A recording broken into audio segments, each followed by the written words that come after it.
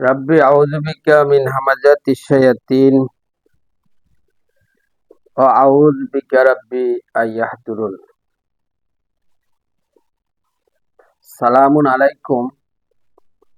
কোরআন থেকে জানতে চাই আমি মহিউদ্দিন। আমি এখন আলোচনা করব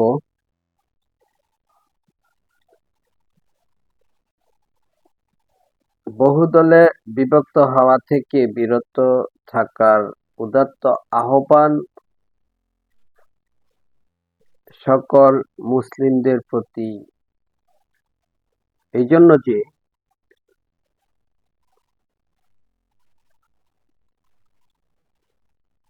বহুদলে বিভক্ত হওয়া কোরআনে আল্লাহ রাব্বুল আলামিন নিষেধ করেছেন। তো আমরা লক্ষ্য করছি যে মানুষ বহুদলে বিভক্ত হয়ে পড়েছে। আল্লাহ এবং তার রাসূলের ব্যাপারে মতানৈক্য সৃষ্টি হয়েছে এবং করছে। তারা ফাসাদ সৃষ্টি করা মাধ্যম বহুদলে বিভক্ত হওয়া, আর সেদিকেই ধাবিত হচ্ছে।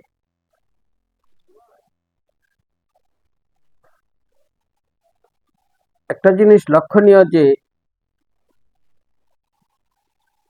কোরআন প্রচার হওয়া শুরু হয়েছে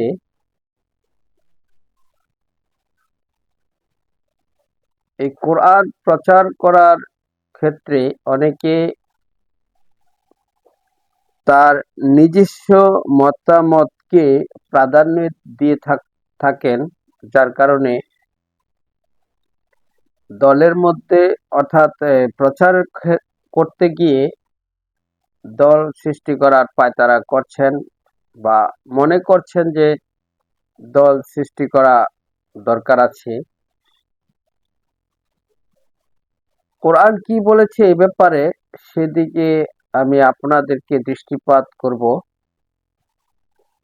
আপনাদের দৃষ্টি আকর্ষণ করব। সূরা আল ইমরানের 102, 3, 4 এই আয়াতগুলি পড়লে পাওয়া যায় যে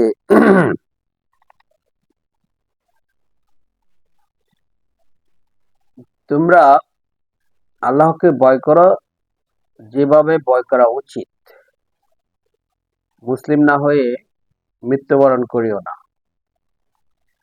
তোমাদের মধ্যে এমন একটি দল অবশ্যই থাকতে হবে যারা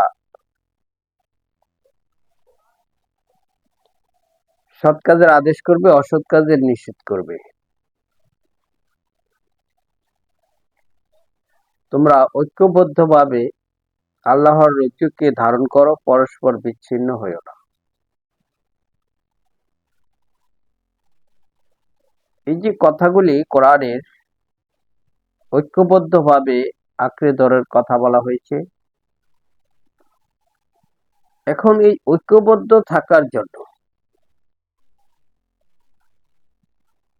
আমাদেরকে কি ফলো করতে হবে?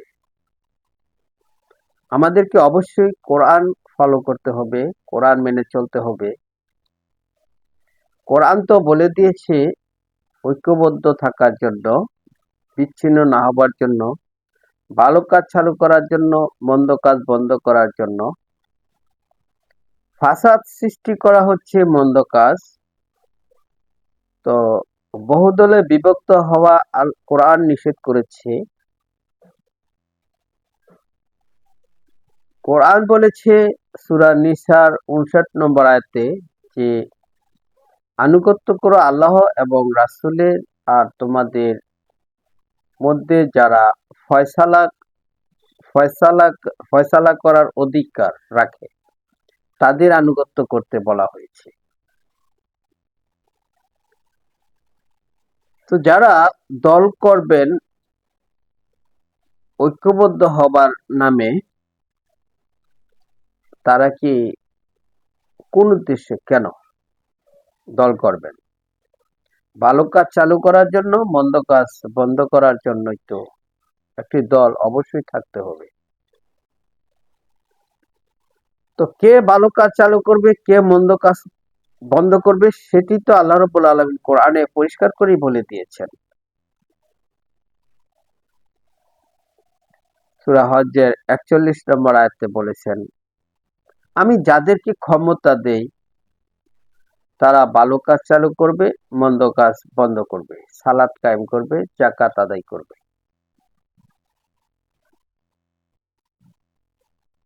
তো এখন যারা কোরআন প্রচার করছেন বা ইসলামিক ব্যক্তিত্ব নিজেকে দাবি করছেন, এই সুবাদে কি আপনি নিজে ব্যক্তিগতভাবে নিজে এই একটা দল গঠন করার পক্ষে যেতে পারেন, যে আপনি আদেশ নিষেধ করার কি ক্ষমতা আপনার আছে? সেটা কি কোরআন অ্যালাউ করে? কোরআন কি সেটা দিয়েছে? তাহলে কেন বহু দলে বিভক্ত হওয়ার দিকে এগুচ্ছেন? আমরা লক্ষ্য করছি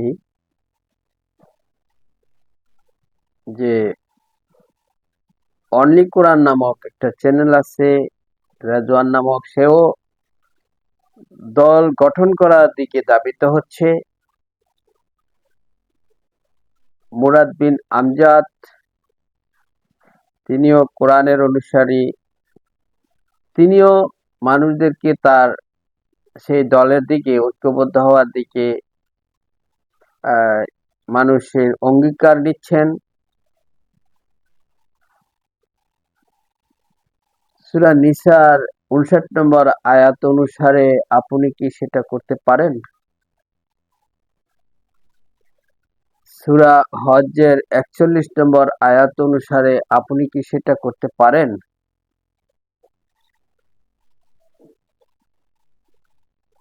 আমি প্রশ্ন রাখছি আপনাদের কাছে। দেখুন, কোরআন যেহেতু নিষেধ করেছে, বহুদলে বিভক্ত হতে নিষেধ করেছে, কিন্তু আপনারা কি সেদিকে ধাবিত হচ্ছেন না?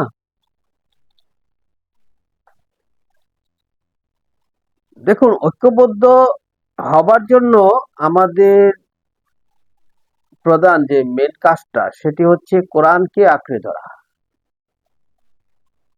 সূরা আল ইমরানের ১০৪ নম্বর আয়াত সম্ভবত, সেখানে বলা হয়েছে, তোমরা আল্লাহর রজ্জুকে আঁকড়ে ধরো, পরস্পর বিচ্ছিন্ন হইও না। তো যাদেরকে আল্লাহ রাব্বুল আলামিন ক্ষমতা দিয়েছেন, তারা কি আল্লাহর রজ্জুর বিরুদ্ধে অবস্থান নিয়েছে? তারা কি ঘোষণা দিয়েছে যে আমরা এই কোরআনকে মানতে দিব না, মানুষদেরকে ভালো কাজ চালু করব না, মন্দ কাজ থেকে মানুষকে বিরত করব না? তারা কি এই ঘোষণা দিয়েছে? যদি না দিয়ে থাকে, দেয় নাই তো, তাহলে আমরা কি তাদেরকে কেন্দ্র করে আমরা কোরআনের পক্ষে ঐক্যবদ্ধ থাকতে পারি না? সূরা নিসার ৫৯ নম্বর আয়াতে যে কথাটা বলা হয়েছে, যদি তোমাদের মধ্যে মতানৈক্য দেখা দেয়, তাহলে ফিরে আসো আল্লাহ এবং তার রাসূলের দিকে, অর্থাৎ কোরআনের দিকে। তো আমাদের মধ্যে কি এই ধরনের ঘোষণা এসেছে যে তারা কোরআনকে মানতে দিবে না? এরকম ঘোষণা কি এসেছে? এসেছে কি ভালো কাজ চালু করব না, মন্দ কাজ চালু করে দেব? দেখুন, আল্লাহর আইন চাই, সৃষ্টি যার, আইন চলবে তার।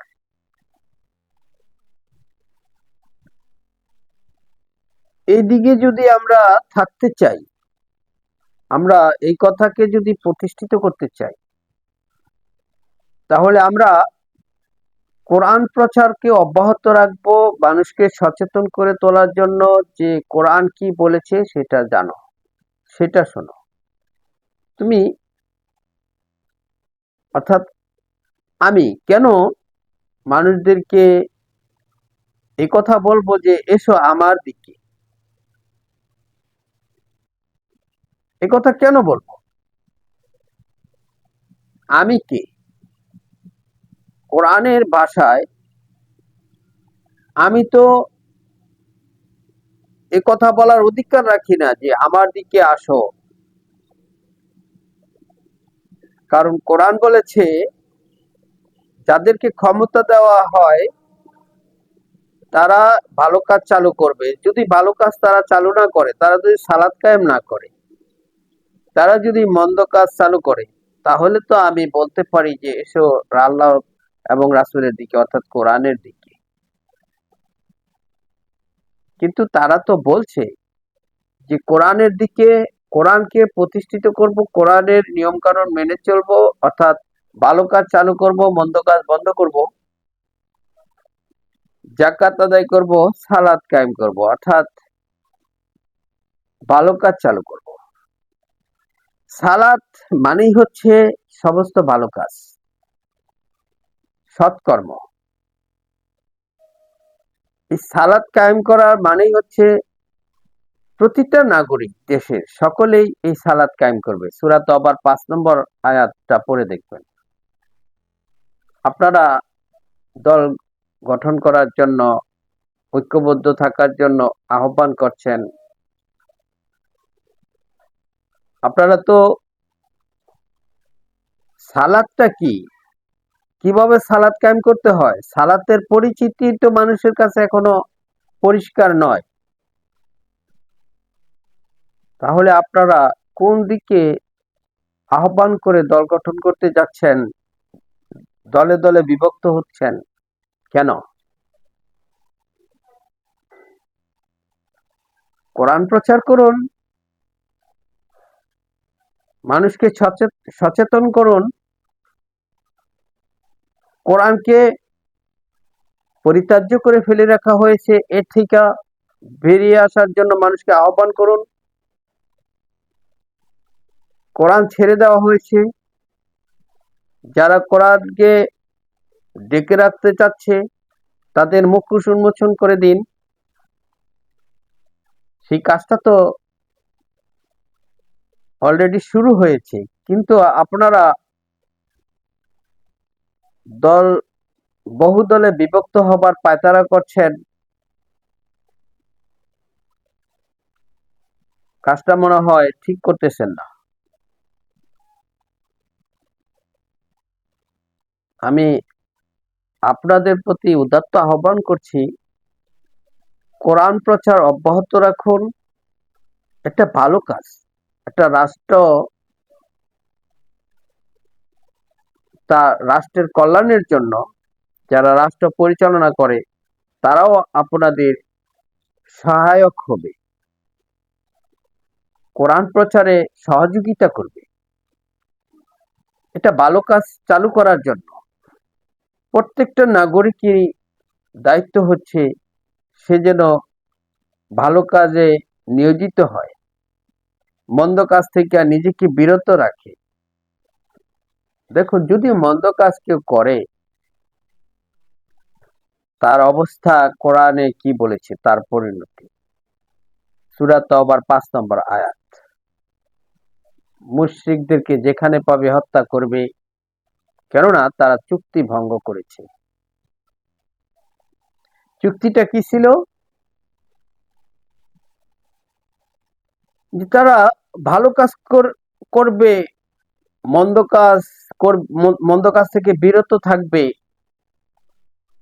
অর্থাৎ তারা আনুগত্য করবে রাষ্ট্রের, ভালো সমস্ত ভালো কাজই তারা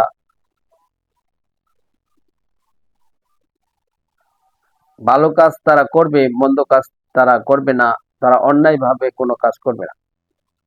অর্থাৎ তারা আল্লাহর আইন চলতে বাধা দিবে না যে ৪টি মাস, আর তাদের সাথে চুক্তি হয়েছে এই কারণেই যে তারা আল্লাহর আইন চলতে দিবে না, সেজন্য কোরআনের আইন, সেজন্যই। তো আয়াতটা হচ্ছে এরকম যে নিষিদ্ধ মাস, চুক্তিবদ্ধ মাস অতিবাহিত হয়ে গেলে মুশরিকদেরকে যেখানে পাবে হত্যা করবে। যদি তারা তওবা করে, অর্থাৎ ফিরে আসে, সিদ্ধান্ত নেয় যে আমরা ভালো কাজে থাকবো, ভালো কাজ করব, সালাত কায়েম করে, জাকাত আদায় করে, অর্থাৎ সমস্ত ভালো কাজ তারা করবে, এই সিদ্ধান্ত নিবে এবং ভালো কাজ করতেই থাকবে, করবে, এবং রাষ্ট্রের উন্নয়নমূলক কাজে তারা অর্থ খরচ করবে, অর্থাৎ জাকাত দিবে, নিজের অবৈধ সম্পদকে পরিহার করে বৈধ সম্পদ উপার্জনের রাস্তা গ্রহণ করবে, অসৎ চরিত্রের পরিবর্তে সচ্চরিত্রবান হয়ে যাবে, অর্থাৎ পরিশুদ্ধি আনবে সম্পদের এবং তার নিজের। এরকম হলে তাদেরকে ছেড়ে দাও, অন্যথায় তাদেরকে হত্যা করো, পাকড়াও করো, অবরুদ্ধ করে রাখো। সালাদটা কি, সেজন্যই বলছি, সূরা তওবার ৫ নম্বর আয়াত। সালাত হচ্ছে ভালো কাজ করা, মন্দ কাজ ছেড়ে দেওয়া। এটা মুশরিকরাও করবে,